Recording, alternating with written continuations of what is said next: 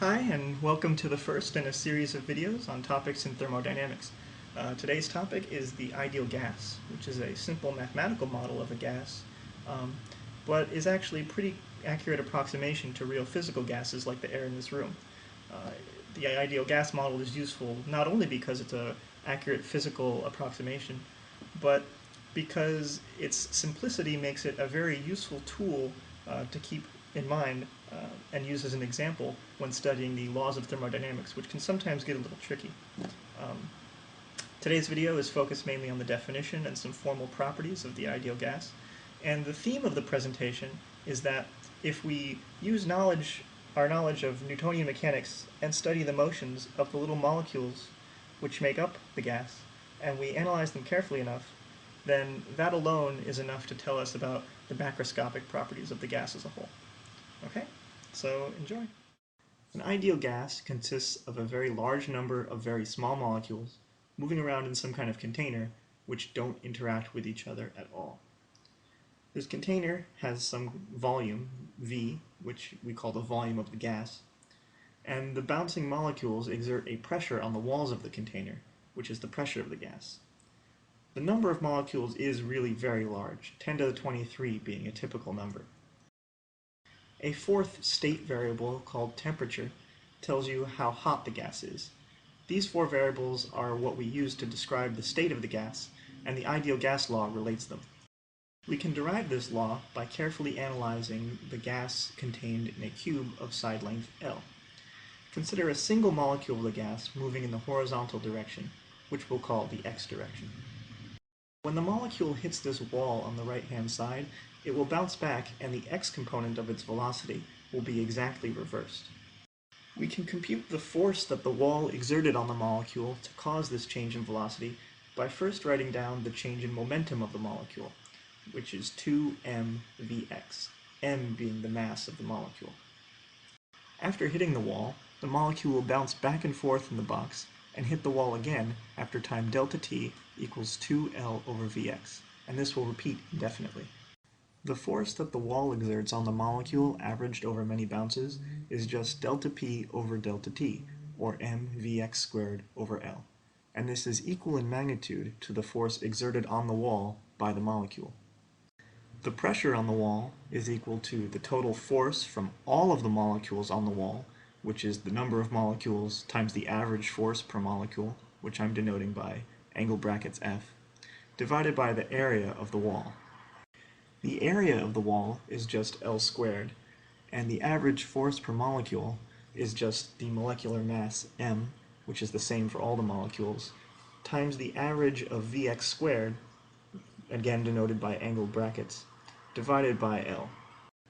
Multiplying these two factors together, we notice that the denominator is just L cubed, which is nothing but the volume of the box. And so we will replace L cubed by V for volume.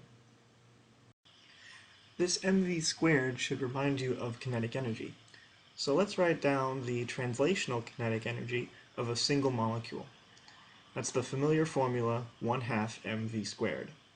Remember that v squared refers to the entire vector squared, so we'll write that as the individual components vx squared, vy squared, and vz squared. The ideal gas law, as we've derived it so far, involves an averaging over all the molecules. So let's take this average of the kinetic energy equation by including angled brackets around all the terms. Remember that the mass is the same for all the molecules, so we don't have to worry about average mass. Since on average we don't expect any difference between the x, y, or z directions, we can also write this formula as 3/2 times the average of Vx squared.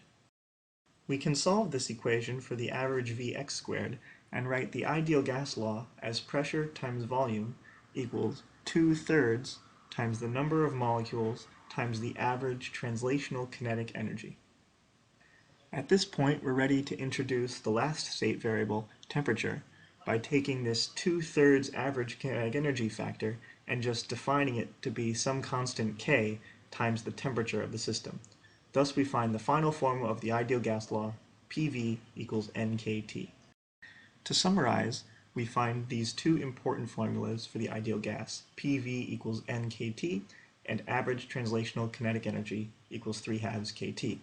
Sometimes the second one is written as total translational kinetic energy equals 3/2 nkt. K is called Boltzmann's constant, and by dimensional analysis we see it must have units of energy per temperature. And temperature in thermodynamics should always be measured in the absolute Kelvin scale. K is just a unit conversion factor, and only really exists because, historically speaking, temperature was around before people knew it measured some kind of energy, and so it was given its own special units. Now it's time for an example of how to use the ideal gas law. Consider a gas contained in a volume V with pressure P1 and temperature T1, and now put a candle under it to heat it up. When we do this, the temperature will increase from T1 to T2, but the volume V will stay fixed. Our objective is to find out what happens to the pressure.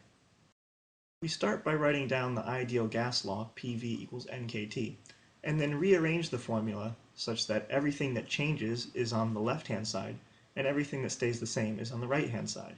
So P1 divided by T1 equals nk over V. But nk over V is constant, so this is the same as the final pressure P2 divided by the final temperature T2. Now it's just a matter of solving for the final pressure P2, and we find that P2 equals T2 over T1 times P1. All ideal gas law problems work in basically the same way. You write down the ideal gas law, then put everything that stays the same on one side of the equation, everything that changes on the other side of the equation, and then set things that stay the same equal to each other. One useful tool to keep track of the state of the system as it changes is the PV diagram. An equilibrium state is one in which all of the state variables are well defined and the ideal gas law holds.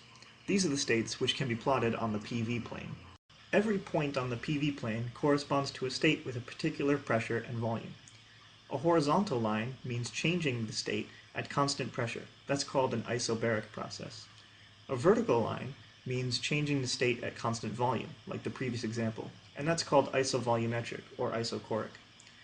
To keep the temperature constant means moving along the PV plane in a hyperbolic line. To see that a hyperbolic line indeed corresponds to constant temperature, we just have to use the ideal gas law, PV equals nkt. And when the temperature is constant, we see that the pressure is proportional to 1 over the volume, which of course is the equation for a hyperbola. There's one other topic that I'd like to introduce at this point, and that's the equipartition of energy, or equipartition theorem. The equipartition theorem is sort of a generalization of this formula which relates the kinetic energy of the molecules in the gas to the temperature of the gas. Remember that the kinetic energy of an individual molecule is 1/2 times the mass of the molecule times Vx squared plus Vy squared plus Vz squared. In a monatomic gas, where the molecules are really point-like objects which have velocity vectors v and no other internal structure, this represents the entire energy of the molecule. But a molecule could be more complicated. A diatomic molecule, which we can model as 2 tiny atoms connected by a rigid rod, can do more than just move around. If I draw this vertical axis here, we see that the molecule can rotate around that axis. Call it axis A. There's another axis coming out of the screen that the molecule can also rotate around. Call that axis B. The total energy of this molecule includes 2 additional terms. One for the rotational energy corresponding to rotation around axis A, and another for the rotational energy corresponding to rotation around axis B. In general, there's even more that a diatomic molecule can do. At very high temperatures, this bond between the atoms can start to vibrate. We would model this not as 2 atoms connected by a rigid rod, but as 2 atoms connected by a spring.